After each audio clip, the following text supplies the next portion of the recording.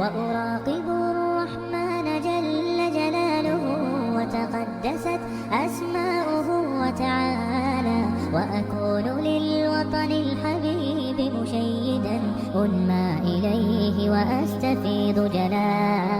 وأراقب الرحمن جل جلاله وتقدست أسماؤه وتعالى، وأكون للوطن الحبيب مشيدا أنمى